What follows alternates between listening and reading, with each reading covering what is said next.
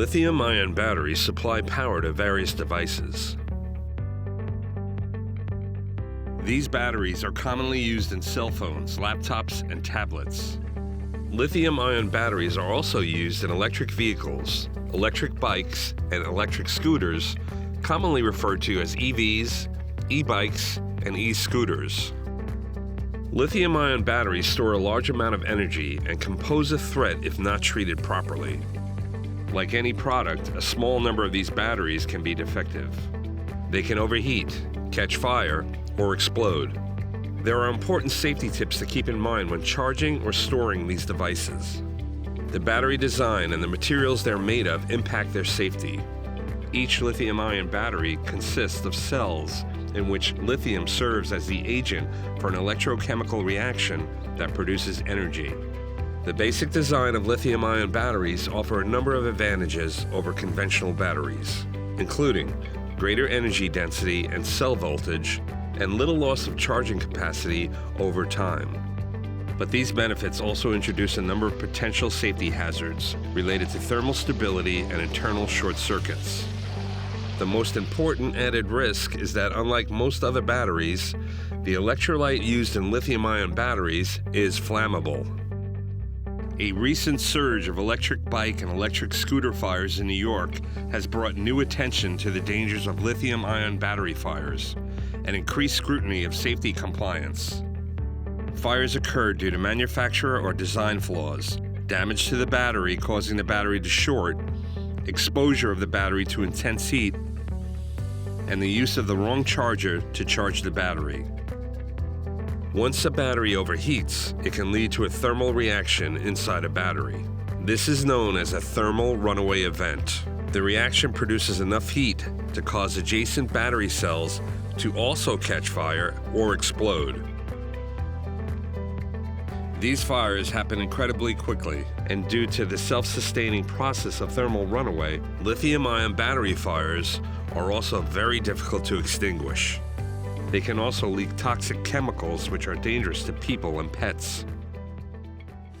As the automotive industry races to meet net zero emission targets through a massive shift towards electrification, ensuring battery safety remains as one of the most critical prerequisites for mass EV adoption, and therefore a top priority for car and battery manufacturers.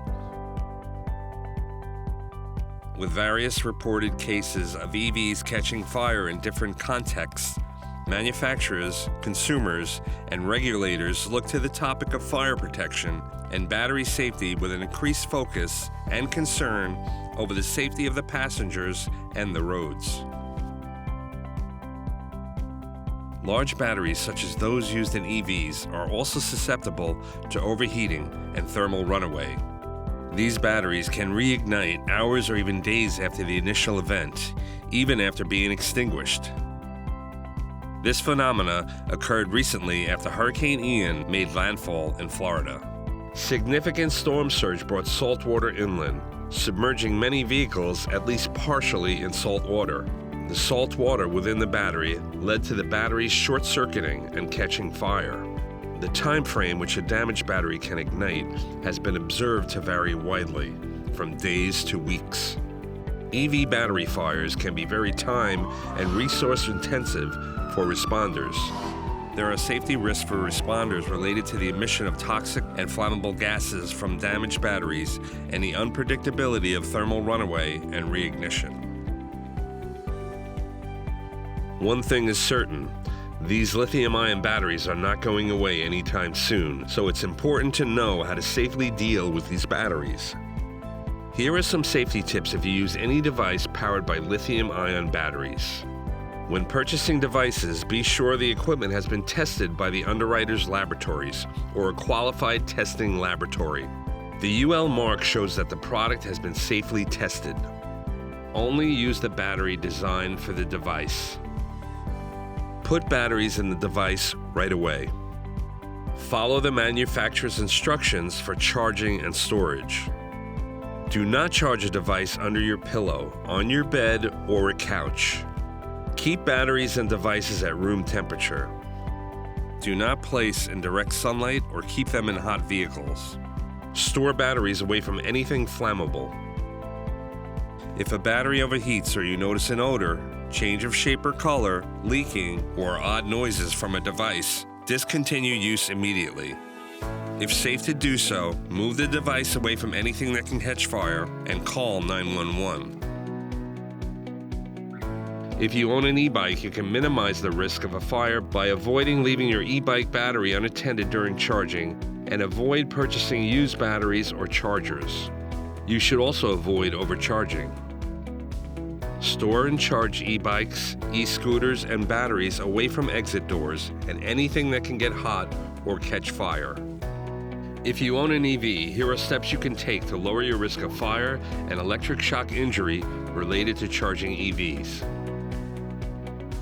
Before buying an EV, have a qualified electrician install a new, dedicated circuit for your EV charging device. Older home wiring may not be suitable for use with EV charging units. Follow manufacturer's guidelines when charging your vehicle.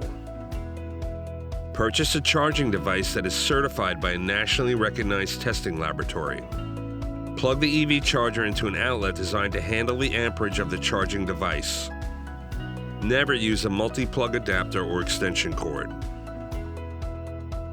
Install a residual current device with the charging unit. It will turn off the power if a fault is detected and help prevent a fire. Place all charging device components out of the reach of children and outside the home so that if there is a fire, your house will not be a part of it. Never use an EV charger with obvious signs of damage. Cover the EV charging station outlet to stop water from entering. Check the manufacturer's guidelines to make sure it is safe to charge your EV in wet conditions. By following these tips, you can lower your risk of having an associated fire or an electric shock injury. If you own an e-bike, e-scooter, or EV that catches fire, it is best to evacuate the area and call 911 immediately. Although it may be tempting to try to put out the fire yourself, as we have learned, lithium-ion battery fires are highly dangerous and very difficult to extinguish.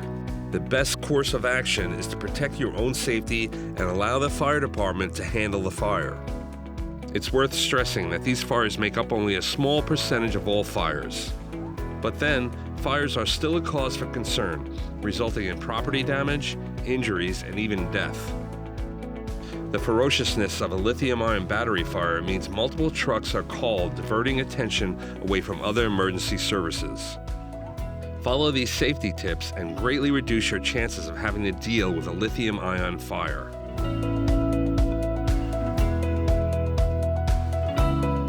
One last issue with these batteries is proper disposal. Putting lithium-ion batteries in the trash or recycling at home is illegal.